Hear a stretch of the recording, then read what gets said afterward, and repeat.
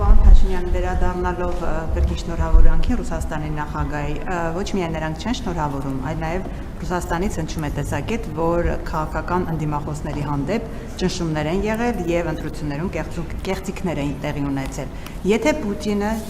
շնորհավորի ձեզ եւ չճանաչի Հայաստանի ընտրությունները, ինչ փուլ է սկսվելու հայ-ռուսական հարաբերություններում, ավելի լարվելու է հարաբերությունները, դուք հիմա ասում եք, որ մենք առանցնյարդի բոլոր խնդիրները Ռուսաստանի հետ քննարկելու ենք, բայց Ռուսաստանը կարծես թե պատրաստ չի առանցնյարդի եւ առանց շտապեցնելու քննարկել Հայաստանի հետ բոլոր խնդիրները։ Ինչ կլինի, օրինակ, եթե Ռուսաստանը չճանաչի ընտրությունները եւ երկրորդ հարցը դուք նախընտրական քարոզարշավի ընթացքում հայտարարեցիք, որ կգնաք ԵԱՏՄ,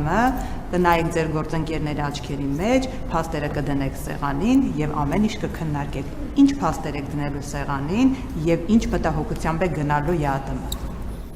Դեք ես 8 տարուց ավել արդեն աշխատում եմ Ռուսաստանի Դաշնության նախագահի հետ եւ գիտեմ, որ նա ռացիոնալ մարդ է, ով հենվում է փաստերի եւ փաստարկների վրա։ Եթե նրանք ունեն մտահոգություններ, այդ մտահոգությունները մենք համբերատար կփորձենք փարատել, ոչ մի խնդիր չկա եւ կշարունակենք աշխատել։ Ինչ վերաբերվում է փաստերին եւ փաստարկներին, մենք երկու ձևաչափ ունենք, որին ես եմ մասնակցում, բայց նաեւ ունենք ձևաչափեր, որ գործընկերներն են մասնակցում։ Միջկառավարական խորհրդի նիստերին ԵԱՏՄ ես եմ մասնակցում եւ Բարձրագույն տնտեսական խորհրդի նիստերին եմ ես մասնակցում, այդ ձևաչափերով շարունակելու ենք մեր աշխատանքը։ Դե գիտեք, այդ ինչ նշանակում չճանաչեն ընտրությունները, ընտրությունները չճանաչեն, նախ ինստիտուցիոնալ մակարդակով պետք է կա անկախ պետությունների համագործակցության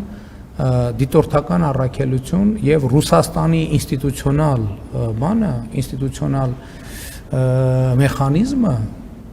մեր ընտրությունների հետ առնչություն ունենալու այդ դիտորդական առաքելությունն է, դիտորդական առաքելությունը իր եզրակացությունը տվել է, ներառված է եղել նաև Ռուսաստանի Դաշնության դիտորդները։